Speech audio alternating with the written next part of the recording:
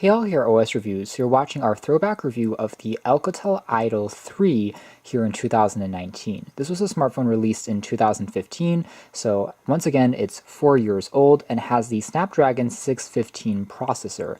It's an octa-core chipset, it's a mid-tier CPU, and it has 2 GB of RAM along with a 5.5-inch Full HD display. Just like the HTC One A9 that we did a throwback review on recently, this is a kind of forgotten phone for many people. It was a mid-tier device to begin with, but in my opinion, Alcatel has also been on a downwards trajectory. Yes, they have a lot of partnerships with prepaid carriers like Cricket Wireless and Verizon these days, but more of their offerings in the US are now very much low-end budget phones, a lot of Android Go devices, versus in 2015, 2016, up until the Idol 4S, they were still trying to make inexpensive but premium feeling smartphones. If you guys remember, the Idol 4S Windows Phone Edition had a Snapdragon 820 processor and a AMOLED display, which are both really flagship attributes that you simply won't find on other phones for under $200 that Alcatel was targeting. But today, most of their offerings are a lot cheaper and they have MediaTek chipsets. They're just not as exciting in terms of the specifications and the uniqueness that they once tried to offer when breaking through the US market. The reason why we're revisiting this phone is because of its price. Right now, it's selling on Amazon and eBay for under $40, which is just extremely cheap. And even when it was new at around $250, it was still considered a great value. So for the really budget-conscious buyer, it still might be an interesting option to consider. It's definitely cheaper than the Idol 4S, which is still fetching for around $100 currently, but this one has very similar overall design, just slightly weaker performance. So as aforementioned, this phone does look very expensive, but it is made entirely out of plastic, so it is very much lightweight. And reminds me a little bit of the earlier Samsung phones, which also used mostly plastic. Even though it's incredibly slim, it also packs a 3000 milliamp hour capacity battery that can definitely last you through the entire day without any problems. On the front, we have the aforementioned IPS Full HD display, which is actually a joy to look at. It's one of the most bright and punchy IPS displays I've seen, and this is only at, believe it or not, under 50% in terms of brightness. If you turn it on at maximum, this thing can definitely be read even under glaring sunlight. Another interesting feature of the Idol 3 and the Idol 4 are the front-facing speakers, which are powered by JBL. So just like the HTC Boom Sound speakers, it is a highlight on this phone in terms of the audio quality. It's truly one of the loudest that you'll find out of any smartphone. So if you look very closely, you'll see underneath the grills here, the first speaker, and then the second speaker here on the very top. So it blasts out very impressive sound, also supports Dolby Atmos for sound enhancement. Another very unique feature is reversibility. Because it's a perfectly symmetrical top and bottom, Alcatel built in microphones on both sides, so if you hold the phone in the other direction, it can simply flip over and you can still make a phone call, you can still interact and play games with it. It just makes the overall interaction experience of just grabbing the phone and going very seamless because you don't have to worry about the orientation and saves you some extra convenience. A very thoughtful UI UX design. What's also cool is this animation, which can be changed under settings to give you over 10 different transition effects that you can play around with. So again, very thoughtful touches that are different from other companies and phones you'll find on the market.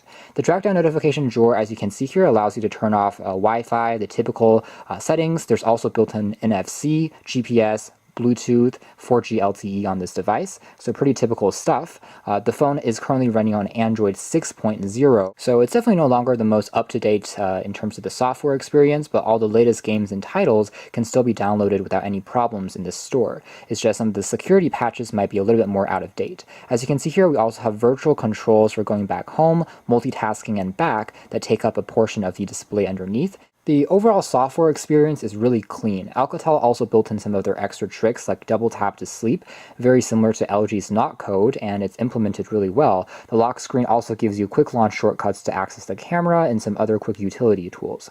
But otherwise, we get some custom widgets as well as some of Alcatel's own animations for their folders, which looks pretty sleek, as well as these really colorful rounded off icons. So if we take a closer look at the camera performance first, let's jump right in. As aforementioned, this is a 13 megapixel megapixel sensor, and it's not necessarily a highlight of the phone, but it's a decent enough performer for the price. It's a very clean, almost stock feeling interface, but we have the ability to adjust things like a beauty mode. You can also access a QR code scanner directly from the settings, which is pretty cool. You can capture time-lapse footage, there's HDR, and even a manual mode. And here are a few samples to take a quick look at. All in all, if you hold still, again, there isn't optical image stabilization, you can get some pretty decent results. It takes a moment for it to snap everything into focus, but colors do seem to be rather accurate. Still can overexpose some of the light on the background unless you use the HDR mode, but all in all, for a very inexpensive phone now, especially today, under 40 bucks, it's nothing to complain about. Good enough to share on social media, but again, not really a flagship level performer either, but will definitely get you by. All of the Google services are now fully updated, so we do have access to Assistant. And in general, as far as the performance is concerned, the Snapdragon 615, again a octa-core chipset, still does all right as a entry-level CPU. It's pretty energy efficient, it allows the phone to definitely last through an entire day's use, but it's not quite as powerful as, say, a Snapdragon 625 or a 660, so you have to keep those expectations in mind, but general navigation is still, for the most part, pretty speedy and responsive.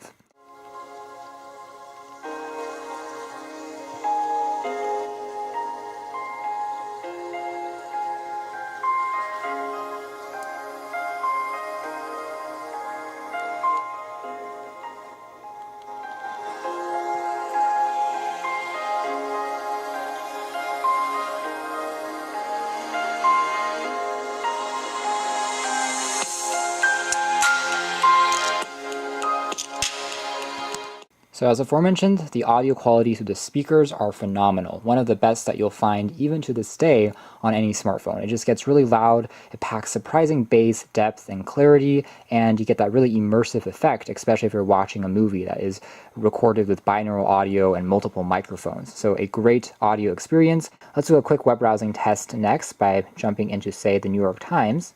It's loading along here actually pretty quickly. Reception quality is excellent using Wi-Fi.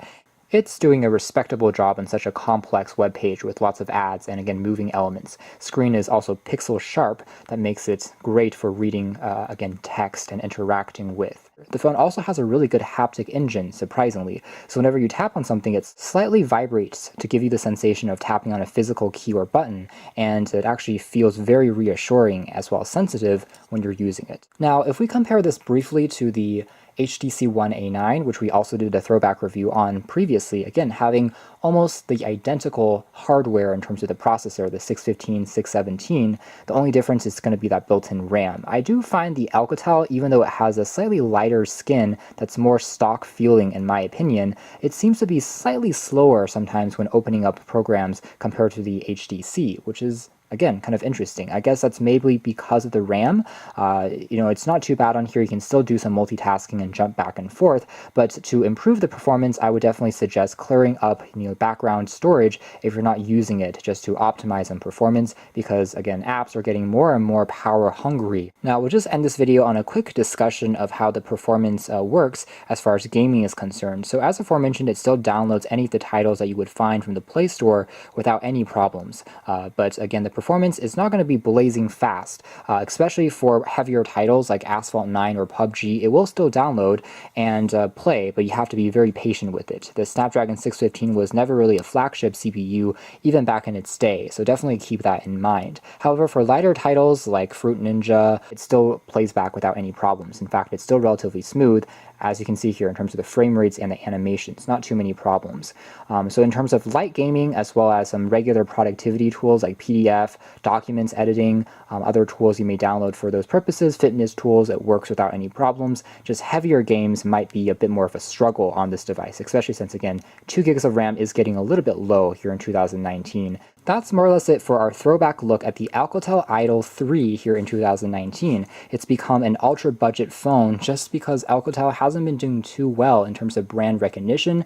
In fact, as aforementioned, they've kind of shifted their strategy from trying to make more premium phones at an affordable price, now to just cheaper phones at a cheaper price, which is not the best direction and not the most exciting thing as a tech reviewer to look at, but it does mean that something like this is a little bit underrated. So I'd say if you're looking for a budget smartphone, mostly for media consumption, and you're trying to pick between this and a newer Alcatel device that is on the market, I would say this is actually not a bad choice to keep in mind, just because a newer Alcatel phone might actually be more expensive, but have very similar internal specs. It has a MediaTek, octa-core chip, or a Snapdragon 200 or a 400 chip.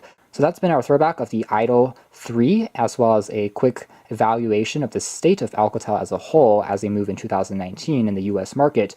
But for now, that's been our video. Thanks for watching here at OS Reviews. If interested, you can find out more details in the links down below. But that's been our video. Thanks for watching here at OS Reviews.